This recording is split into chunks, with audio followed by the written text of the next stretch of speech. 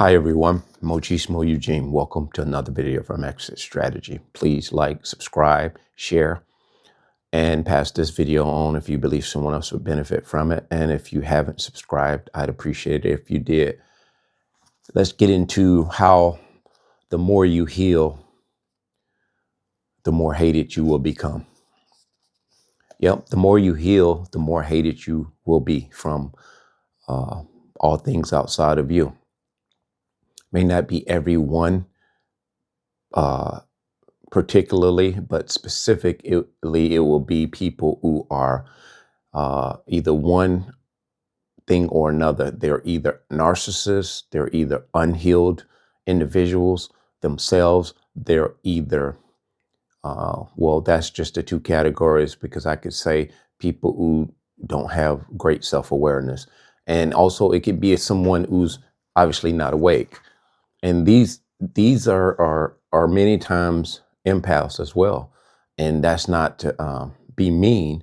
And I'll explain to you what I'm talking about and why that is. When you awaken as an empath, and for you all who have awakening or awaken and are doing the shadow work and different things that we know about now, you understand that there's an ego death. There's an ego death that must be it's also what you call a humiliation ritual that you in some way will go through. And this is when you awaken, and there will be things within yourself that will appear to make you embarrassed and ashamed subconsciously, or the consciousness. I would say the consciousness says, I need to be concerned, or I need to make sure I'm seen in a certain way. And so when you're doing the ego death, and this is a part of that humiliation, am I saying it right? Humiliation ritual. You are going through these stages in which you are becoming very less concerned about how you're perceived and how you're viewed by other people. It's not that type of thing where you're saying, I don't care what people think. It goes way beyond that. This is something that will become innate to who you are.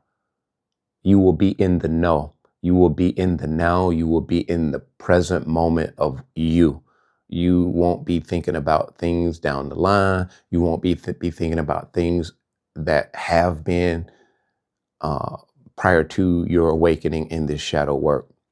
You'll be in the now, in the here and the now, and you will live that way progressively.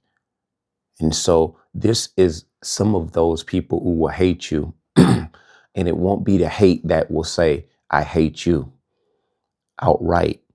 They will hate the version of you that they see, because the version of you that they see doesn't match their perceived or their preconceived idea of who you are, because they're still in the mode of who you were. I know you one way, and now I'm having to deal with you this way. Something is not in there. This is just going on in their head. A lot of times they're not even able to put this together. You will notice this as an empath awakening or awaken. You will detect it without them speaking a word. Their body language will give off these cues to you.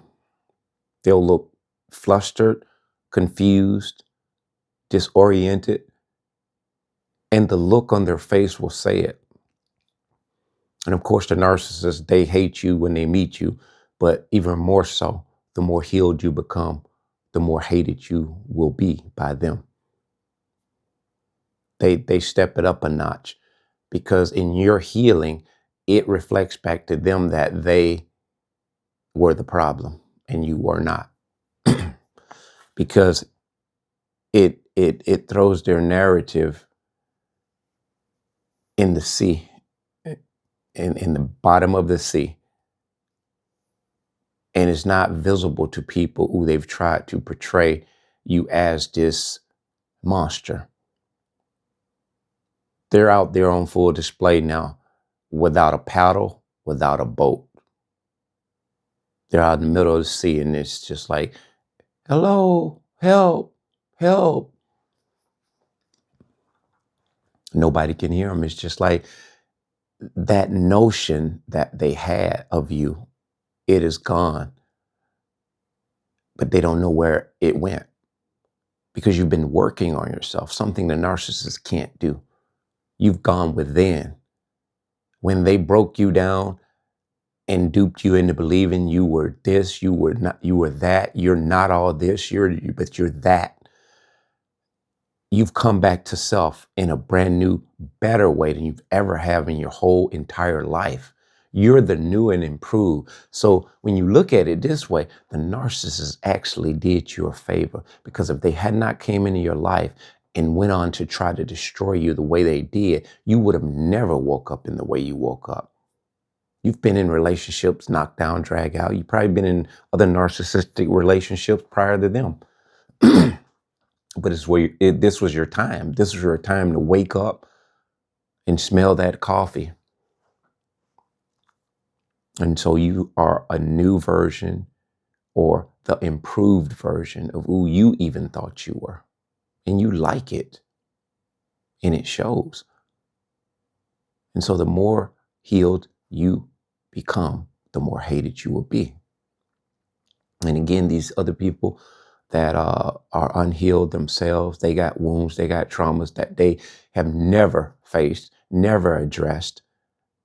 I mean, when I say faced and addressed, we've all said, I went through this, I went through that, my mom, they did this to me, I didn't have this, I didn't have that. We all have traumas that we can talk about outright on the surface.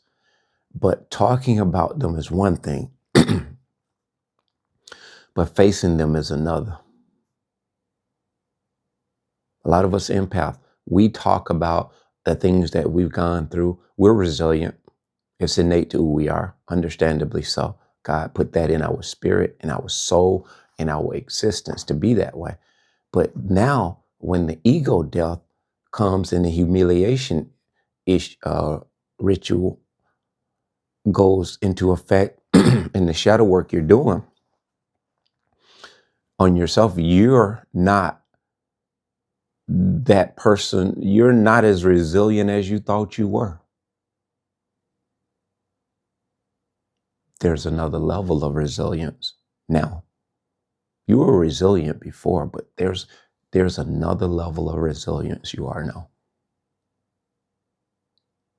You got another double portion, triple portion of what you thought you were. Now you're in a whole new stratosphere. And this is not to be taken in a way where and if you're doing this work, you already know this is self-explanatory to those, but just to get you ahead of the game, if you haven't gotten to this point as an empath, it's not for us to believe that this is something we did in and of ourselves. We just came to a point of recognition by the grace of God, doing the work, taking the time to introspect. That's the shadow work. Doing that in order to become in tune with who you are. So God compensates you for that. He helps you understand how much more you are than you even thought you were. But you're only that much more based on the grace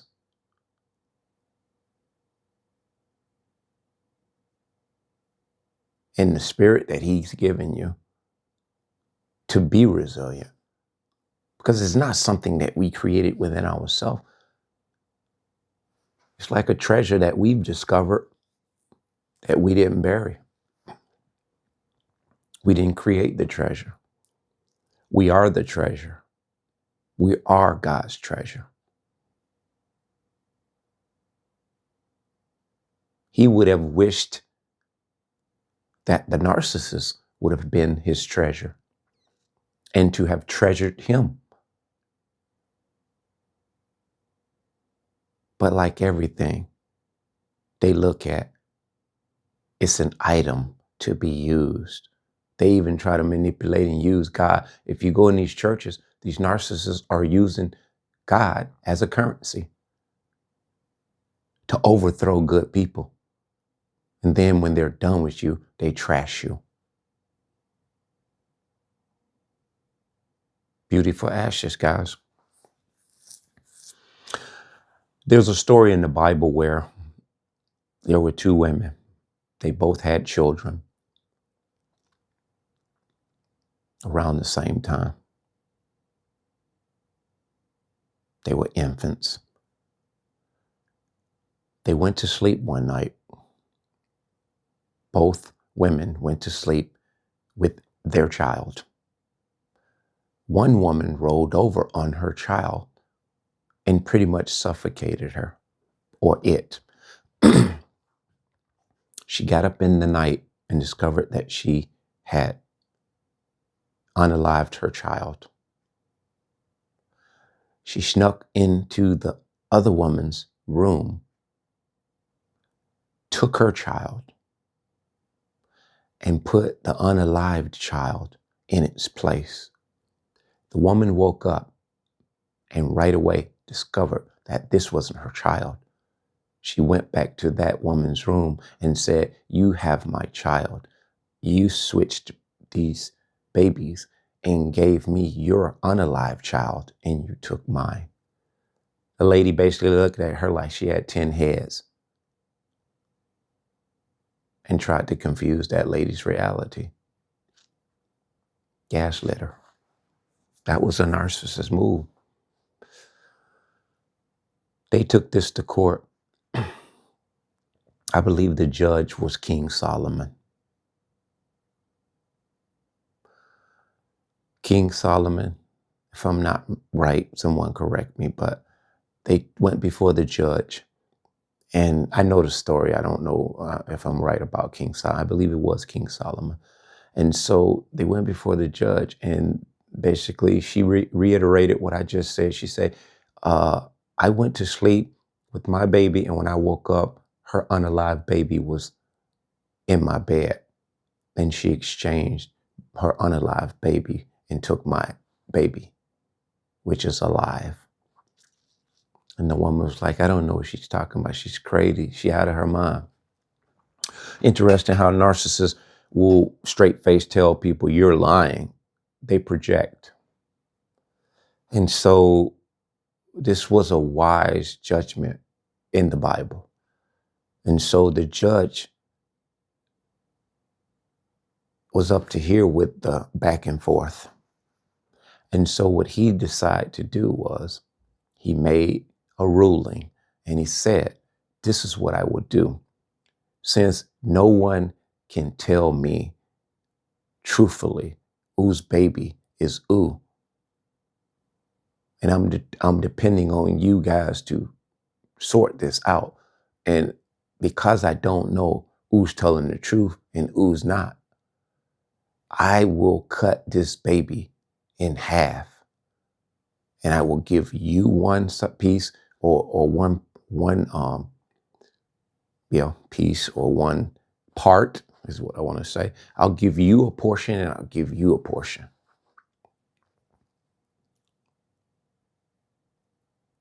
I don't know who spoke first,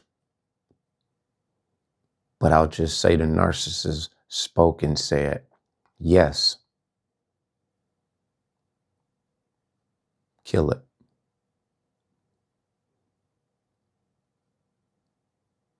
And the woman whose baby it belonged to told the judge, no, I would rather her have it whole rather than us both have it in pieces.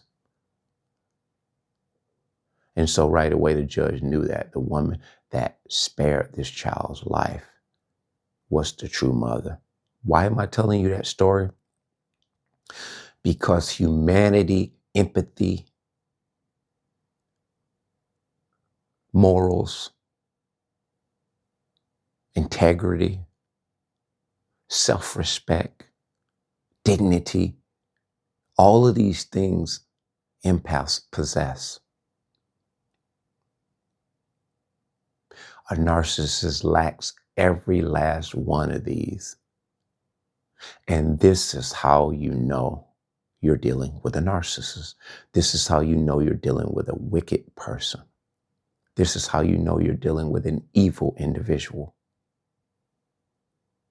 If they've shown you who they are, it's undeniable. You must believe it. It's not hearsay. It's what they've demonstrated time and time again, consistently. So when you demonstrate your healing, your healing demonstrates this more than ever before. It demonstrates this. You had these things to begin with. And the narcissist came in, and it's amazing how they try to make you angry, become angry and bitter. And a lot of times us empaths, when we've been done a dirty one by way of them abusing us in a relationship, we can be out and about apart from the narcissist. And let's say we're out and the narcissist is not with us. They've trained us to the point where we're so disgruntled and grouchy. Our mouth is poked out and we're angry people. It's a frustration that we don't understand in a big way. And our friends and loved ones and acquaintances, they see this angry person. A lot of times we've taken up substance abuse. And so it just makes us even worse of that person, worse of a kind of person. We're not even living out of our true nature or out of our true character. We're out of character because they've transferred this ill, wicked demeanor, this ill, wicked energy. They've transferred it onto us, which is what their game plan is. And when they meet us, most often we're unhealed to begin with. And we're just more unhealed the more we're invested with these entities. So I know you guys can look back at when you were with them, a lot of these descriptions you can identify with, but now you're healing. You're just as at peace. You just have such a flow about yourself. You have such a zen about yourself. It takes a lot to get you frustrated now. It takes a lot to both get you angry and keep you angry. Everybody gets angry. Empaths get angry, but you don't remain angry. You don't even walk around with that kind of demeanor on your face. It just is not fitting. It's like walking around in some shoes when you wear a 10 and this is a 15. It feels awkward for us to just stay in a mean, snide, angry mode. A lot of people, you got to watch them. They'll try to convince you that because you have poker face, because you're more observant, you're more look you in the eye rather than the hee ha ha, it will be perceived that you're angry. And a lot of times people are temperature checking, heat checking you. Why are you so angry? Why you always got your mouth poked out? And most of the time that's not even the case. You have a disposition that is in tune. You have a disposition that is on point. You have a disposition that's watching every damn thing that comes out of a person's mouth as well as their body language. This is serious business. And serious business to people who want to clown you. They think you're angry. So be careful when someone tries to trick you and have you perceiving or believing that what they perceive of you is exactly what they're describing, because that's not the case. You know who you are. And awakened, you don't even entertain that stuff. It rolls off. You don't even reply to that. You'd be like, you're entitled to your opinion. Because they're looking for you to explain who you are to them. If they don't know who you are, it's like that song goes, if you don't know me by now, you will never, never, never know me. Ooh, ooh, yeah. I'm not an Emmy, Grammy award-winning singer, but you get the point. So the more you heal, guys, more you heal empath, the more hated you will become. And so this is something that goes along with the territory. Don't hold it against people. Just keep healing and keep building other people up. Keep building other empaths up. That being said, bless.